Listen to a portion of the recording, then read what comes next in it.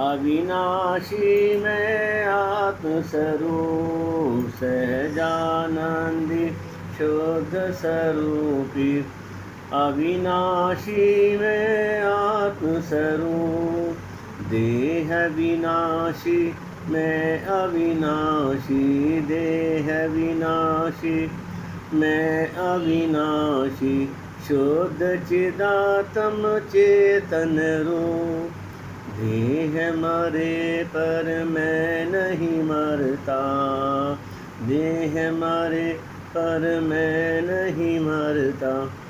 अजर अमर मैं आत्मस्वरूप सहजानंदी शुद्ध स्वरूपी। अविनाशी मैं आत्मस्वरूप। मंगलम भगवान वीरो मंगलम गौतमो गणी। मंगलम कुंद कुंदाद्यो जैन धर्मोस्तु मंगलम। सर्वमंगल मांगल्यम सर्वकल्याणकारितम। प्रधानां सर्वधर्माणां जैनं जयतु शासनं। जैनं जयतु शासनं।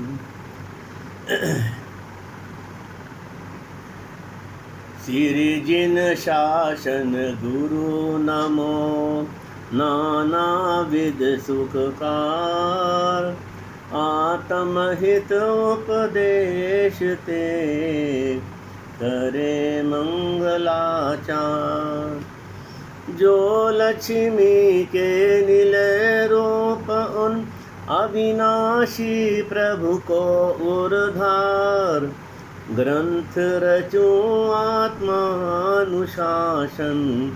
भव्य जनों को है शिवकार। हे आत्मन तू दुख से डरता और सुख की वांछा करता। इसीलिए मैं दुखहारी और सुखकारी रचना करता। मधुर विपाकी उपदेशामृत वै यदि कटु भी भासित हो। कटु औषधि ग्राहक रोगीवत किंचित तू भयभीत न हो। किंचित तू भयभीत न हो। आचार्य गुणबत स्वामी की जय। आत्मानुशासन ग्रंथ की जय। कल रक्षाबंधन था तो आज उसके बारे में हम चर्चा करेंगे कि जैन धर्म में रक्षाबंधन का क्या महत्व है और ये पर्व क्यों मनाया जाता है। उससे पहले जो हमारा आत्मानुशासन का नित्य नियम जो हम वासना कर रहे हैं उसकी जो गाथा हमारी 243वीं गाथा है उसका मैं पद्यानुवाद में बोलता हूँ, जिससे कि हमारी वो आत्मानुशासन की का हमारा मंगलाचरण के रूप में एक गाथा का वर्णन थोड़ा पद्यानुवाद के रूप में हो जाए।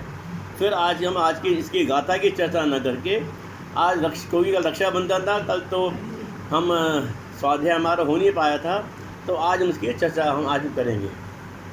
निज को तन को निज में भ्रम से मान भवार्णव में।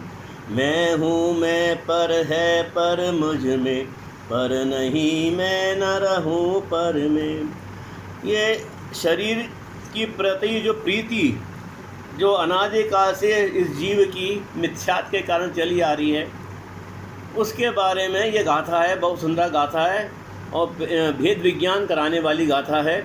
आचार्य गुणबत स्वामी ने हम संसारी जीवों को भेद विज्ञान शरीर से भिन्न मैं चेतन स्वभावी गायक स्वभावी भगवान आत्मा हूँ, ऐसा उन्होंने इसमें इस गाथा के द्वारा हमें बताया है। और भेद विज्ञान कराने का उपाय जो उन्होंने इसमें बताया, ताकि हम शरीर से अनादिकाल से जो हमारी प्रीति चली आ रही है, जो शरीर को आत्मा मान रखा है, वो हमारी भ्रांति दूर हो जाए और हम शाश्वत सुख को प्राप्त कर सकें। ठीक है, आज की बस ये थोड़ा से करके आज हम रक्षाबंधन के ऊपर आज चर्चा करते हैं। देखिए, रक्षाबंधन का व्यवहारिक तो पहलू ये है ये अनादिकाल से हमारे भारतीय संस्कृति में रक्षाबंधन का पर्व चलाया जा रहा है, मनाया जाता है बहुत धूमधाम से। ये भाई बहन के पवित्र बंधन का एक प्रतीक है। उसको इसके लिए ये कोई भाई अपनी बहन को ना भूल जाए, या कोई कभी किसी कारण से वाद विवाद हो जाए आपस में, तो कम से कम इस पर्व के माध्यम से वो ख़त्म हो जाए और भाई बहनों का प्यार अटूट प्रेम बंधन हमेशा के लिए बना रहे। तो ये हमारे बुज़ुर्गों ने ये प्रथा हमारी चलाई थी, जो आज भी सार्थक है और आज के संदर्भ में तो बहुत ज़्यादा सार्थक है। ये तो हो गया एक व्यवहारिक पक्ष।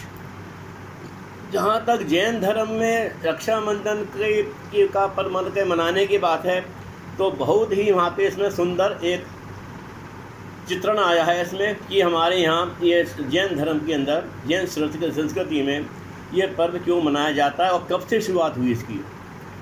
तो लाखों वर्ष पहले जब तीर्थंकर मुनि सुवर्णनाथ भगवान का शासन काल तक चल रहा था, अर्थात जब वो साक्षात समोसन में विराजमान थे, उस समय का ये कथानक है कि उज्जैनी नगरी में राजा श्री वर्मा राज्य करते थे और उनके बलि इत्यादि आदि के 4 जो मिथ्या दृष्टि और कपट बुद्धि वाले और जैन धर्म के मुनियों दिगंबर गुरुओं के प्रति उनका बहुत ही विद्रोह की भावना रहती थी उनके प्रति, और देश बुद्धि थी।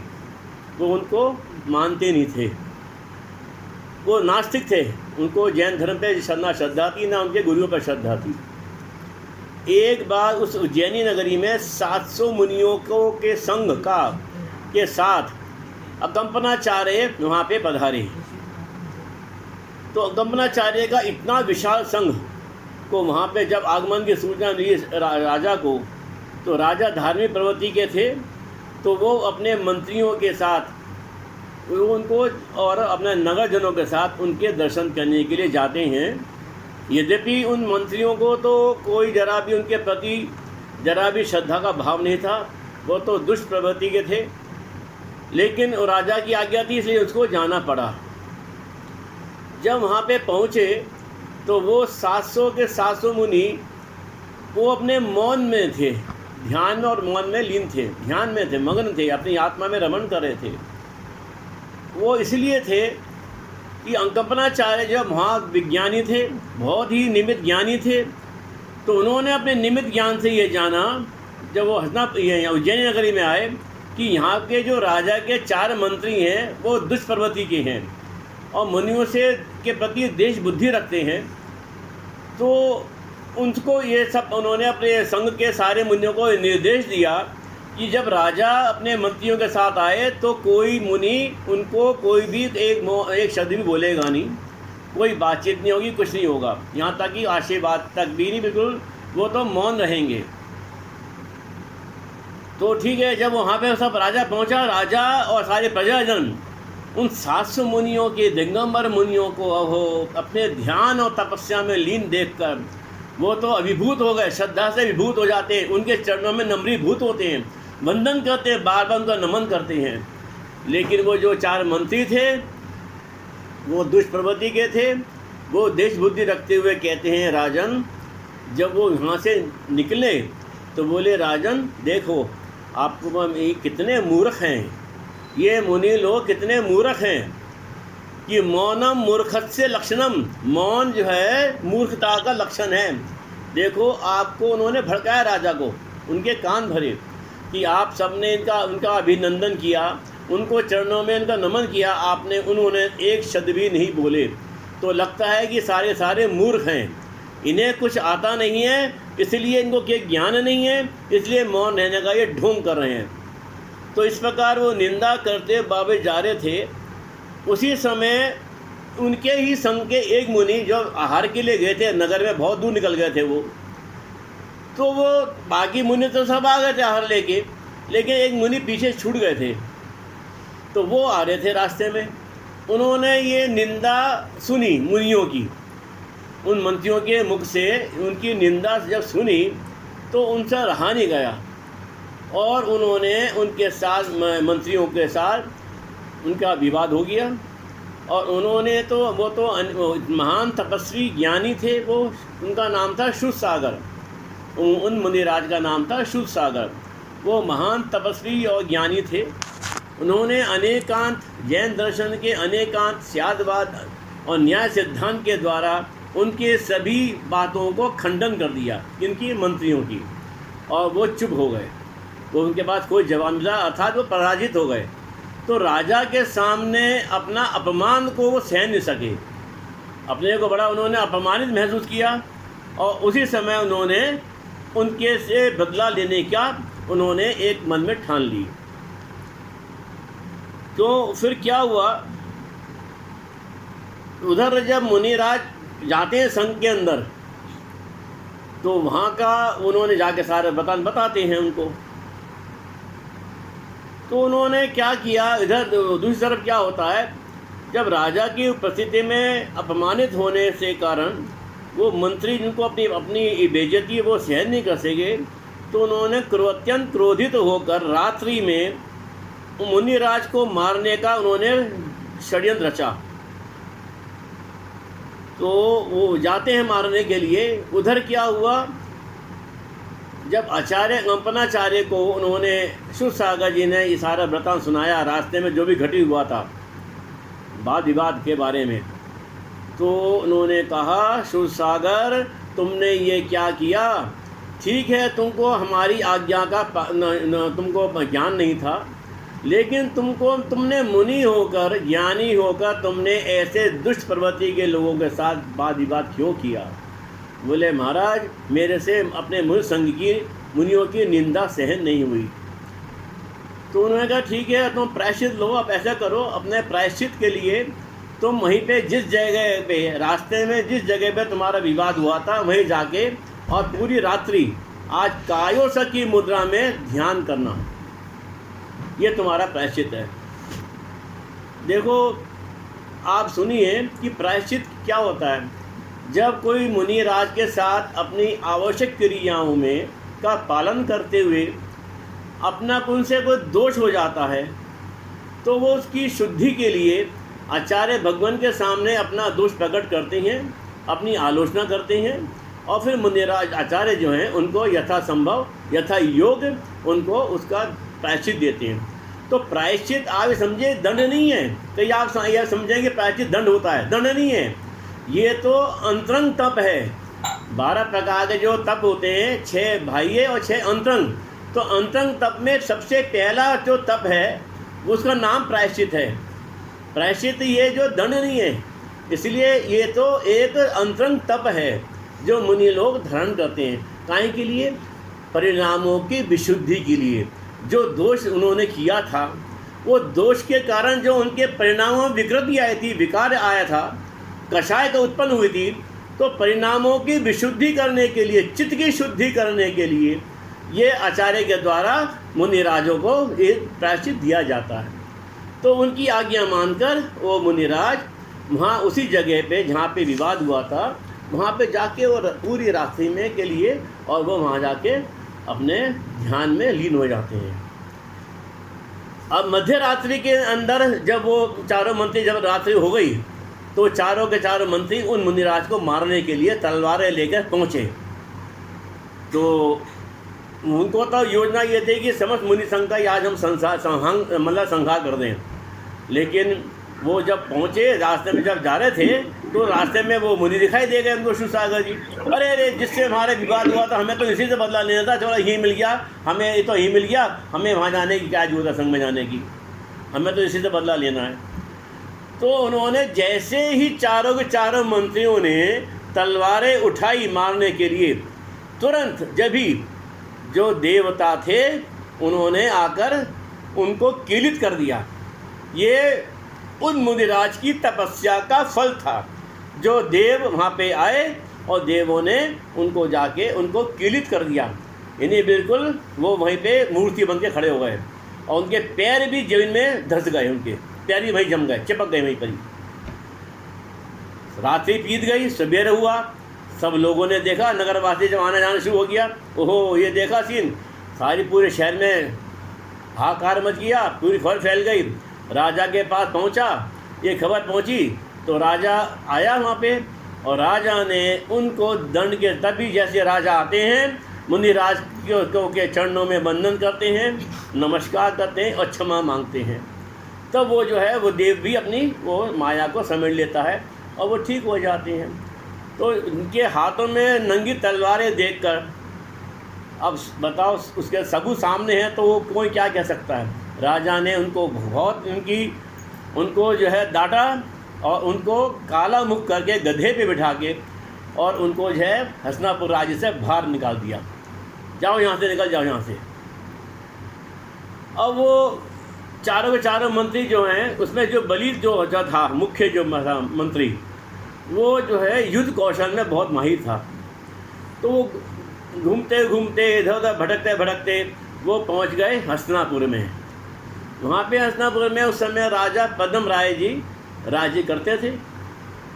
तो ये चारों मंत्री उनके दरबार में पहुँचते हैं और अपनी वाक्पटुता के द्वारा उस राजा का मन मोह लेते हैं, राजा को प्रभावित करते हैं। तो राजा को उस समय उनको मंत्रियों की ज़रूरत थी, उनको चारों के चारों को वो अपने मंत्री नियुक्त कर देते हैं। उन चारों को वो जानते तो थे नहीं उनकी पृष्ठभूमि है राजा, तो वो उनकी पटुता से, बाग चतुराई से वो राजा का दिल जीत लेते हैं। तो वो उनको मंत्री नियुक्त करते हैं। तो वहाँ पे क्या था कि हस्तिनापुर का एक राजा थे, मतलब उनके दुश्मन देश के सिंहरथ, राजा सिंहरथ थे। वो आए दिन उस हस्तिनापुरी नगरी के सीमा के पास के गांवों में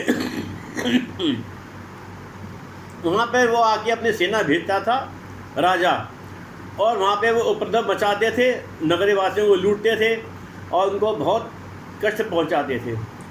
तो राजा पद्म राय ने बहुत कोशिश करी, लेकिन वो इसको जीत नहीं पाया, राजा सिंहरथ को।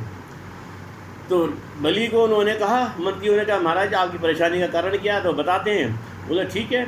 तो बलि जो है, मैंने बताया ना पहले ही कि वो युद्ध कौशल में निपुण था। तो उसने अपनी युद्ध कौशल की रणनीति के द्वारा उसको राजा को, सिंहरथ को वो पराजित कर देता है। तो राजा पद्मराज बहुत प्रसन्न होते हैं और उस प्रसन्न आके वो कहते हैं, बोलो मंत्रियों आपको क्या इनाम चाहिए, जो आप चाहोगे हम आपको देंगे, जो तुम्हें वरदान मांगना वरदान मांग लो।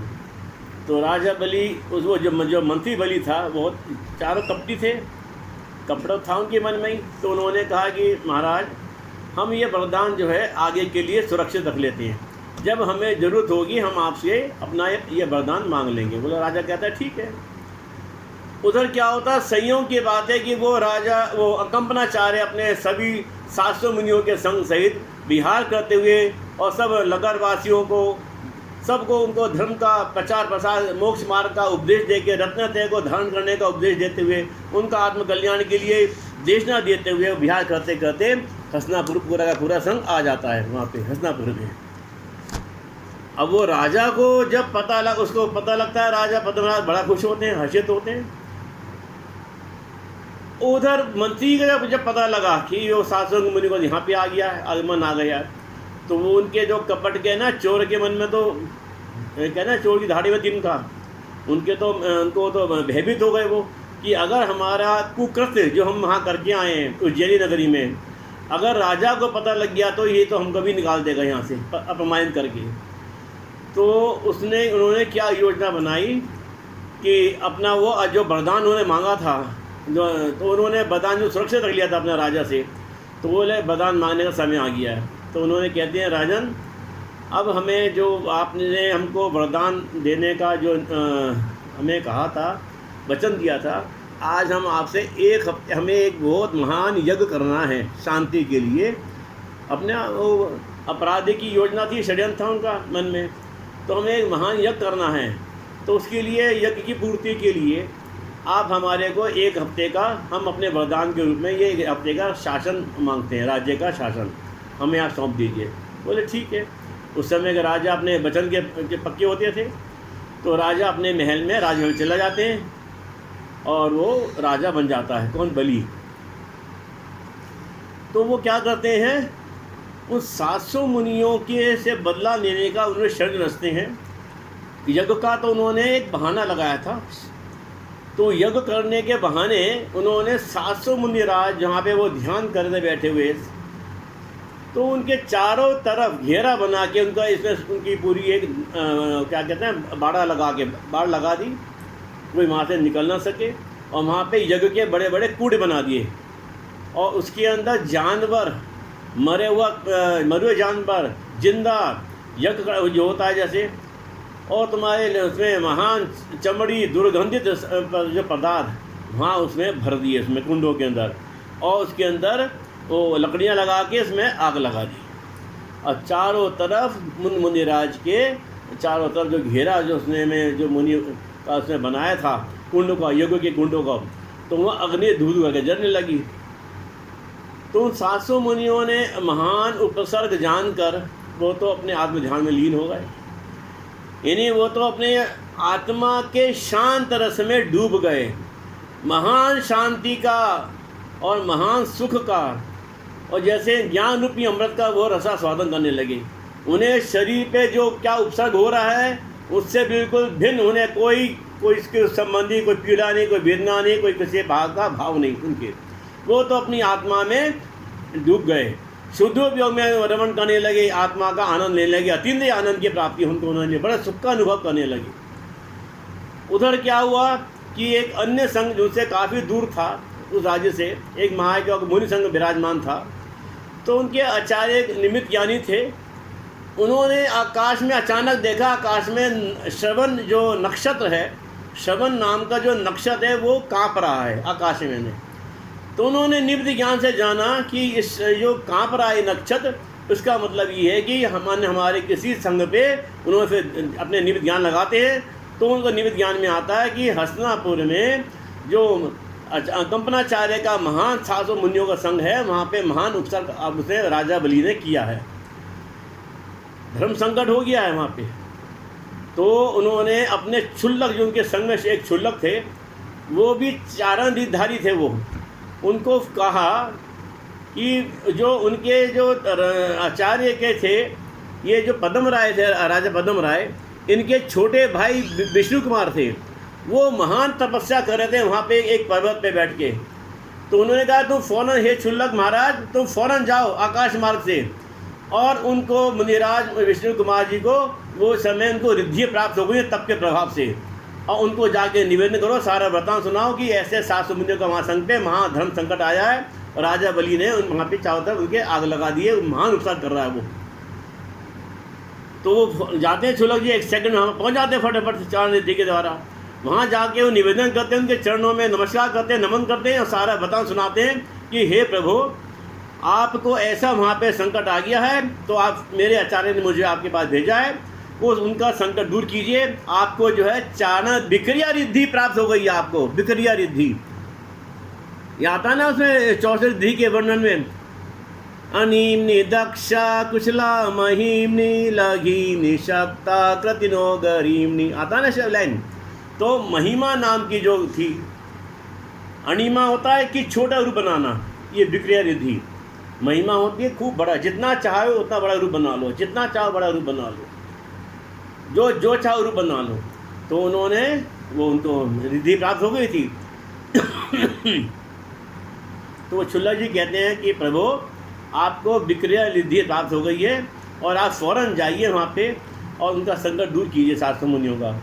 तो ये जानने के लिए कि वो तो अपने आनंद, आत्मा के आनंद में मगन थे, उन्हें तो इस बात की खबर ही थी कि मुझे रिद्धियाँ प्राप्त हो गई है तप के प्रभाव से। ना ही हमारे कोई जैन मुनि जो हैं किसी रिद्धि को प्राप्त करने के लिए तप नहीं करते, वो तो आत्मा का कल्याण करने के लिए, मोक्ष की प्राप्ति के लिए तप करते हैं, ध्यान करते हैं। तो उन्होंने जैसे ही अपना देखने के लिए कि मुझे विक्रिया रिद्धि प्राप्त हुई है नहीं हुई है, वो अपना हाथ बढ़ाते हैं। तो उनका हाथ भरते भरते भरते भरते सीधा वहाँ तक चला गया, मानुषोत्तर पर्वत तक वहाँ पहुँच गया। तो उन्होंने अपनी विक्रिया रिद्धि समेटी और फ़ौरन जो वहाँ से चल दिया आकाश मार्ग से, वहाँ पहुँचते हैं। तो वहाँ पे राजा बलि ने जो एक वहाँ पे जो यज्ञ, यहाँ पे यज्ञ का आयोजन किया था, तो उसने अपना षड्यंत्र को रचने को, उसकी सिद्धि करने के लिए उसने किमिक्षिक दान देने की घोषणा करी वहाँ पे। इस यज्ञ के अंदर मैं जो किमिक्षित दान दूंगा, जिसको किमिक्षित दान ये होता है कि जिसको जो चाहिए मुँह मांगा इनाम वो तुम ले सकते हो, जो आएगा, जो आदमी जो मांगेगा वो देगा। तो ये इन्होंने अपना मुंशी कुमार मुनि ने एक छोटा सा बोना बामन ब्राह्मण का वेश बनाया, अपनी मुनि दीक्षा का त्याग किया, अपनी मुनि से जो है उनकी दशा थी निर्गन मुनि की, उसका त्याग किया धर्म की रक्षा के लिए, और एक बौने ब्राह्मण का ब्राह्मण का वेश बनाया और उनके दरबार में पहुँचे बलि के। और उसको उन्होंने पहले वो जाते हैं ये विष्णु कुमार राजा के पास, अपने भाई के पास, जो संसार के भाई थे उनके पद्म राय। वो कहते हैं भैया ये क्या है, ये तुम्हारे राज्य में क्या हो रहा है, मुनियों के प्रसंग इतना महान संकट आ रहा है। बोला तो वो क्या बताता कि मैंने ऐसे वचन दिया था और मैं असहाय हूँ, मैं इसमें कुछ नहीं कर सकता। तब वो फिर वहाँ जाते हैं राजा बलि के दरबार में, और ब्राह्मण बनकर वहाँ पे वैदिक श्लोक सुनाते हैं इनको, और मधुर वाणी, और इतना तेज चेहरे पे, इतना तेज, और उनकी मधुर वाणी के द्वारा वैदिक मंत्रों का वो उच्चारण सुनते हुए वो तो खुश हो जाते हैं। राजा बड़ा प्रभावित होता है और उनसे कहता है कि हे ब्राह्मण, जो आप चाहिए आप मांगिए, हम बहुत खुश हूँ, हम आपके आने से हमारे यज्ञ की शोभा बढ़ गई है। तो कहता है राजा नहीं, हमें कुछ नहीं चाहिए, हमें सिर्फ 3 कदम हमें भूमि दे दीजिए। तो राजा हंसता है, बोले ब्राह्मण क्या आप जो है मजाक करते हो, अरे जितनी चाहो भूमि ले लो, जितनी चाहिए आपको भूमि चाहिए, 3 कदम में क्या होगा। बोले नहीं महाराज, मेरा 3 कदम में ही मेरा गुजारा हो जाएगा। बोले ठीक है, जैसी आपकी इच्छा। बोले जहाँ चाहिए आपको 3 कदम की भूमि आप अपने हिसाब से नाप लो। तो बस जैसे कहते ही वो तो चाहते ही ये थे, और उन्होंने अपनी विक्रिया रिद्धि के द्वारा अपना शरीर बढ़ाना शुरू करा, और इतना बड़ा शरीर बढ़ा लिया, वहाँ सारा राजा बलि और सब सारे भयभीत हो जाते हैं। बोले ये क्या, ये कौन सा रूप आया। और उसने जो है अपना 1 कदम उठाया उन्होंने, विष्णु कुमार मुनि ने। तो पहला कदम कहाँ पे रखा, सुमेरु पर्वत पे। दूसरा कदम कहाँ रखा, मानसोत्तर पर्वत पे। बताओ, सारी पृथ्वी लांग ली। अब बोले कि राजन बताओ मैं तीसरा कदम कहाँ पे रखूँ, बताओ जगह वो कौन सी जगह है जहाँ पे रखूँ मैं, और नहीं तो मैं तुम्हारे सिर पे रखूँगा और तुम्हें पाताल में भेज देता हूँ अभी। बोले कि उसमें क्षमा मांगता है, उनके चरणों में गिर पड़ता है वो, और उनसे माफ़ी मांगता है कि प्रभु मुझे माफ़ कर दीजिए, और जैसा आप आज्ञा देंगे मैं करूँगा। तो उनका फ़ौरन ये यज्ञ बंद करवाओ। तुमने उनको फिर वो राजा विष्णु कुमार उसको जैन धर्म की अहिंसा धर्म का उपदेश देते हैं, तत्व की बात समझाते हैं, अहिंसा धर्म को समझाते हैं, और जैन मुनियों के बारे में बताते हैं। तब वो सुनकर जो है बड़ा प्रभावित होता है और कहता है प्रभु मेरे से बहुत बड़ा गलती हो गई है और मैं आपसे क्षमा मांगता हूँ, और जो आप मुझे दंड देंगे मैं घूमने को तैयार हूँ। बोला दंड नहीं है, सिर्फ तुम जाओ पहले यज्ञ को बंद करवाओ। और उनका तो वो मुनिराज जाते हैं, वहाँ पे भी जाते हैं। जब यज्ञ बंद हो जाता है तो मुनिराज विष्णु कुमार खुद भी और जो सारी प्रजा थी, उधर प्रजा ने भी, मैं आपको एक बताने विषय भूल गया कि जो पूरी प्रजा थी, जब उसने उपसर्ग किया था तो पूरी प्रजा ने ये नियम ले लिया कि जब तक मुनिराजों को पे आया उपसर्ग दूर नहीं होगा, हम अन्न जल का हमें त्याग है, वो त्याग कर देते हैं। और फिर वहाँ पे वो सारे नगरवासी भी और वो मुनि भी जाके वहाँ सब पूरे सांस्कृतिक संघ में मुनियों की वैयावत करते हैं, उनकी वंदना करते हैं, और उनकी वैयावत करके उनका सारा जो शरीर झुलस गए थे तो अपनी वैयावत के द्वारा उनका उपचार करते हैं। और नगरवासी हजारों की संख्या में वहाँ पे आहार चौके लगते हैं महाराजों के, और वो उनको जो कि गले में शरीर पे जल गया था, तो जिससे गले में उनको आहार को लेने में कठिनाई ना हो, तो सॉलिड आहार ना दे के उन्होंने जो है दूध का और उसमें सीमिया मिला के उसका आहार उनको दिया था, जिससे कि वो आराम से वो उनको हजम हो जाए और वो ले सकें। तो उस दिन जो ये विष्णु उनका जो उपसर्ग धर्म मुनि राज हमारे संघ पे मुनि संघ पे जो संकट आया था, तो वो जो दूर होता है, वो तो उस दिन तारीख घटना घटी, उसका दिन था श्रावण शुदी पूर्णिमा का वो दिन था जिस दिन ये घटना घटी, और मुनियों का वो उपसर्ग जो दूर हो जाता है। तो उस दिन से ये वहाँ पे बड़ा वात्सल्य का भाव होता है, वात्सल्य के भाव के कारण, क्योंकि ये वात्सल्य देखो सम्यक दर्शन के 8 अंग होते हैं, ठीक है ना। निशंकित, निकांचित, निर्विचिकित्सा, अमूर्त दृष्टि, स्थितिकरण, उपगुहन और आपका ये प्रभावना और वात्सल्य। तो ये वात्सल्य अंग की सर्वोत्कृष्ट अवस्था है, सर्वोत्कृष्ट स्थिति है वात्सल्य अंग की सम्यक दृष्टि कि अपने साधारण भाइयों के प्रति कोई संकट आता है तो उसका हर तरह से यथासंभव उसका संकट दूर करता है। और एक जैन समाज में एक सौहार्द बना, एक वात्सल्य आपस में, साधारण भाइयों का आपस में एक वात्सल्य की भावना जागृत होती है और जैन धर्म की प्रभावना होती है। तो उस वात्सल्य अंग का ये सर्वोत्कृष्ट उदाहरण है हमारे जैन समाज का, जैन धर्म में जो एक घटना घटी और मुनियों का उपचार दूर हुआ और सब ने इतनी खुशियाँ मनाती हैं। आपस में सारे भाई वहाँ पे साधारण में जन एक दूसरे की रक्षा करने का संकल्प लेते हैं और उसके प्रतीक के रूप में वो एक धागा बांधते हैं, डोरी बांधते हैं एक दूसरे को। तो भैया जब से ये हमारा रक्षाबंधन का पर्व भारतीय संस्कृति में इस प्रकार से चला आ रहा है और भाई बहन के रूप में ये एक अटूट बंधन बना रहे जिंदगी भर के लिए, उस रूप में ये एक व्यवहार धर्म के अंदर ये हमारे यहाँ परिलक्षित होता है। और आगम के हिसाब से, धर्म के हिसाब से हम इस दिन ये सभी श्रावक जन ये भावना भाते हैं कि हम मुनिराज हमारे संघ में, हमारे समाज में कहीं भी मुनिराज का संघ हो तो उनको हम आहार दें, आहारदान दें। तो इस दिन का आहार दान देना बहुत ही यानी पुण्यकाली, अति साधिश पुण्य का बंद को कराने वाला होता है, जैन धर्म की प्रभावना होती है।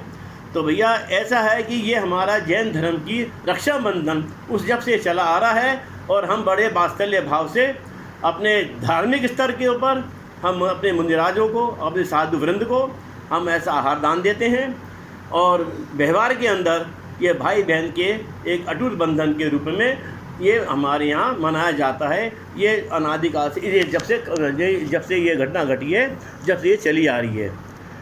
तो फिर वो विष्णु कुमार अपना जब ये दूसरा दूर हो जाता है तो वो अपना ब्राह्मण का वेश का त्याग करते हैं और फिर प्रायश्चित लेते हैं और प्रायश्चित लेके वो दोबारा मुनि बन जाते हैं, निर्गुण दीक्षा धारण करते हैं और तप और ध्यान के द्वारा वो तप ध्यान करते हुए और अल्प समय में ही केवल ज्ञान को प्राप्त करके मोक्ष पद की प्राप्ति उनको हो जाती है।